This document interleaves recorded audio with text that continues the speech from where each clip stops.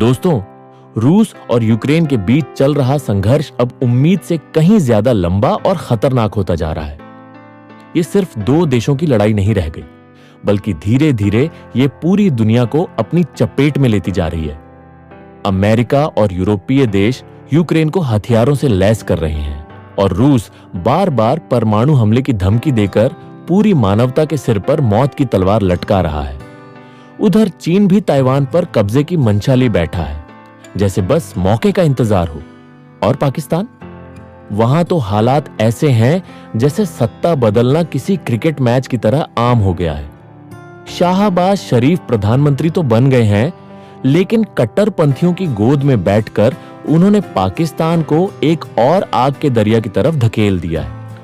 ये सब मिलकर एक ऐसा माहौल बना चुके हैं जिसमें तीसरे विश्व युद्ध की आहट अब सिर्फ एक कल्पना नहीं, बल्कि एक ठोस संभावना बन चुकी है। सोचिए, अगर यह युद्ध होता है और अगर परमाणु हथियारों का इस्तेमाल होता है तो क्या बचेगा? किसका क्या बचेगा? परमाणु युद्ध एक ऐसा शब्द जिसकी कल्पना मात्र से रूह कांप जाती है। दुनिया में अब तक केवल 2 बार इसका उपयोग हुआ, 1945 में जापान के हिरोशिमा और नागासाकी पर। लेकिन वो बम आज के आधुनिक परमाणु हथियारों के सामने खिलौनों जैसे लगते हैं। आज रूस के पास 6000 से ज्यादा परमाणु बम है और उनमें से 4487 एक झटके में उपयोग के लिए तैयार खड़े हैं। अमेरिका भी पीछे नहीं है, उसके पास भी लगभग 5500 बम है। परमाणु बम का हमला किसी फौज पर नहीं होता, ये सीधा एक देश की आत्मा पर वार करता है। हमला किया जाता है वहां जहां सबसे ज्यादा भीड़ हो, सबसे ज्यादा जीवन हो। दिल्ली, मुंबई जैसे शहर सबसे पहले निशाने पर होंगे और जब यह हमला होगा तो सिर्फ कुछ सेकंड में सब कुछ बदल जाएगा। धमाके की आवाज सैकड़ों किलोमीटर दूर तक सुनाई देगी। इतनी तेज रोशनी निकलेगी कि 20 किलोमीटर दूर खड़ा इंसान भी अंधा हो जाएगा। और फिर एक विशालकाय मशरूम जैसी आग की लपटें ऊपर की ओर उठेंगी। हवा में इतना तेज कंपन होगा कि दूसरी बार विस्फोट जैसी गूंज सुनाई देगी। इस बार वो आवाज और भी ज्यादा भयानक होगी। शहर की हर गली, हर मकान, हर कार, हर पेड़, सब कुछ इस आग में भस्म हो जाएगा। गर्म हवा चारों ओर फैलने लगेगी जो हर चीज को जलाकर राख कर देगी। लोहे जैसी धातुएं पिघलने लगेंगी। प्लास्टिक और इंसानी शरीर तो चुटकियों में गायब हो जाएंगे। गैस पाइपलाइन, पेट्रोल पंप, बिजली के खंभे, हर चीज आग पकड़ लेगी। और फिर वो आएगा जिसे कहते हैं इलेक्ट्रोमैग्नेटिक पल्स, जो पूरे शहर के इलेक्ट्रॉनिक सिस्टम को पल भर में खत्म कर देगा। फिर आएगी शॉकवेव, एक ऐसी अदृश्य लहर जो 800 किलोमीटर प्रति घंटे की रफ्तार से दौड़ेगी और अपने रास्ते में आए हर पेड़, इमारत, गाड़ी, इंसान को कुचलकर आगे बढ़ जाएगी।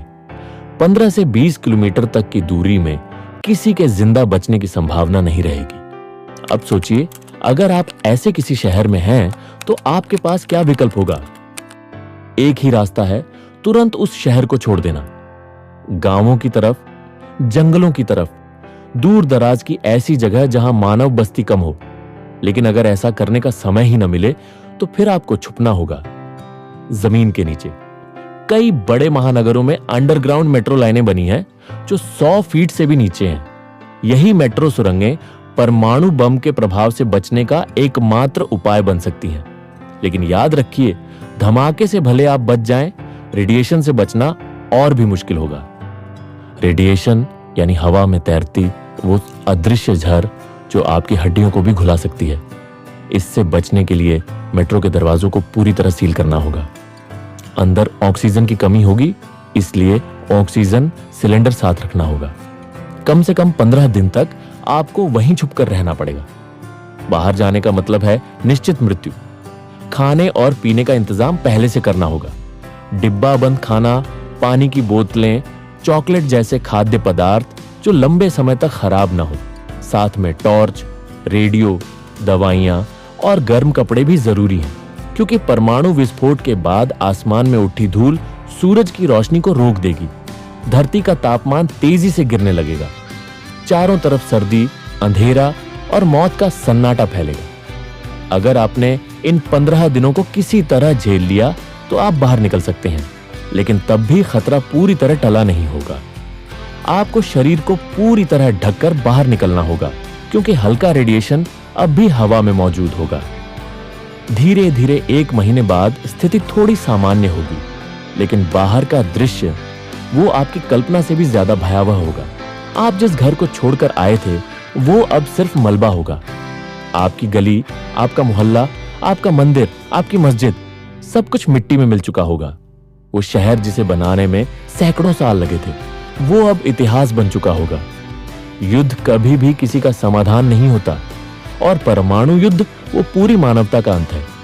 यह न केवल इंसानों को मारता है, बल्कि धरती की आत्मा को, उसके वातावरण को, उसके जंगलों और जानवरों को भी तबाह कर देता है। इसलिए दोस्तों, ये वीडियो सिर्फ जानकारी नहीं, चेतावनी है। खतरे को हल्के में मत लीजिए, सतर्क रहिए, जागरूक रहिए, और सबसे जरूरी, शांति का समर्थन कीजिए। वीडियो देखने के लिए आपका बहुत बहुत धन्यवाद।